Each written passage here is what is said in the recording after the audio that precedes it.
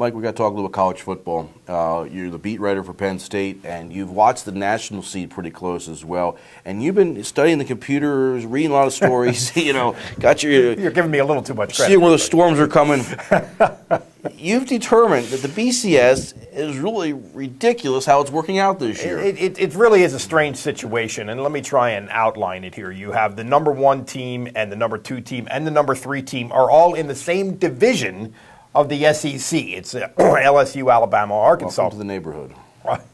LSU still has to play Arkansas, which is this Saturday, and they're a 14-point favorite. But that's the number 3 team in the country. They still have to play them.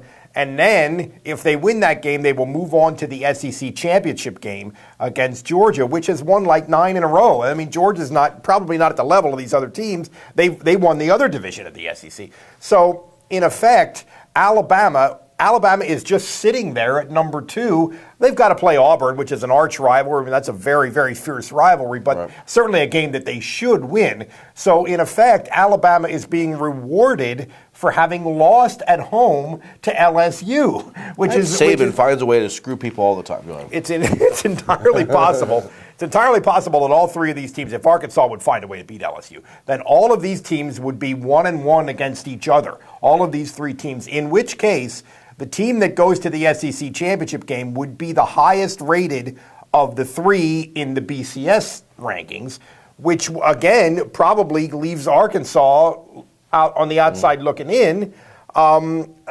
I don't know about that because they might jump one of those 2 if they were to beat LSU. But anyway, again, Alabama is kind of being rewarded for losing to LSU in national championship terms. That's just our country's based on that right now, isn't it? It's based on it, my friend. Get rewarded. The only other team that I think might be an interloper here, possibly, is Oklahoma State. If they could win out impressively and win big in the Big 12 championship, they're the only one that could be an interloper. It's all about the SEC. We're getting increasingly to the point in this sport where the SEC is the major leagues and everything else is almost like the JVs. Yeah. And this is really a powerful indication of that. Yet that could hurt when it comes to bowl season because like the Big East will get a BCS bid for like Connecticut. Will go to a really good bowl game, and one of these really good SEC teams will get a lesser bowl game just because of the way things work out. But I mean, you could argue that the BCS has rendered every bowl except one sort of meaningless, Well, that's why you need to have a playoff system. I'm tired of this. I know I brought it up, but a playoff system.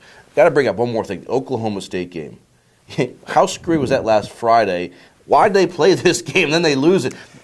Talk about this quickly. It's an interesting situation. Oklahoma State University, the tragic death in a plane crash of their women's basketball coach and one of his assistants, and they canceled all their sports and I believe all their extracurricular activities for the weekend, except a Friday night football game on ESPN, for the cash. They're a 4-touchdown favorite, and they lose at Iowa State. A lot of ways to look at that, but really an unfortunate situation, and they would be in the national championship game if they had won that game, which they really should have won. Could you just see this? They call up ESPN and say, we'd like to cancel this game. We had a major tragedy on our university. We have no programming for Friday night. We're not going to run Pardon the Interruption again. There you go. No more Pardon the Interruption. Thank you.